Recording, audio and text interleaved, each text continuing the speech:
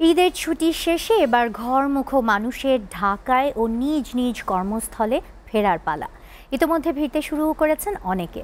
শুক্রবার Sadarghat launch terminal, Kamalapur rail station ও বিভিন্ন বাস টার্মিনালে ছিল ঢাকায় ফেরা মানুষের উপচে পড়া ভিড়। আগেই বেশিরভাগ মানুষ চলে আসে, বেশ স্বাচ্ছন্দ্য নিয়েই ফিরেছেন সবাই। এইচ.এম. মেহেদী হাসানের প্রতিবেদন।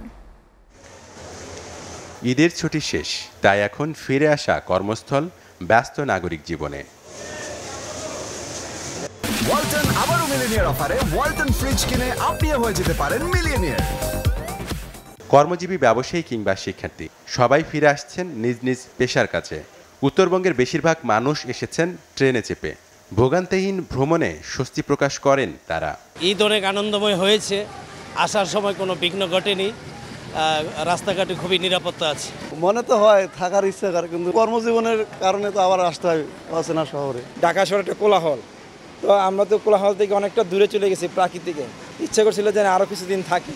দক্ষিণবঙ্গের মানুষের বিরাট অংশ ঢাকায় ফিরেছেন লঞ্চে করে। তাদেরও পোহাতে হয়নি কোনো বাড়তি ঝক্কি ঝামেলা। ঈদ অনেক মজার হয়েছে, মানে শ্বশুর শাশুড়ি সবারই নিয়ে খুব আনন্দ হয়েছে।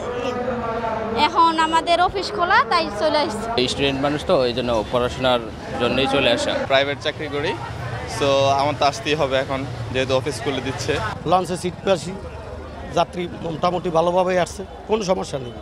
এদিকে মহাখালী বাস টার্মিনালেও দেখা গেছে বিভিন্ন পেশার মানুষ ঢাকায় ফিরেছেন প্রয়োজনে তাগিদে। তাদের চোখে মুখেও স্বস্তি নিয়ে ফেরার ছায়া। এইচ.এম. মেহেদী হাসান, এসএ টিভি, ঢাকা।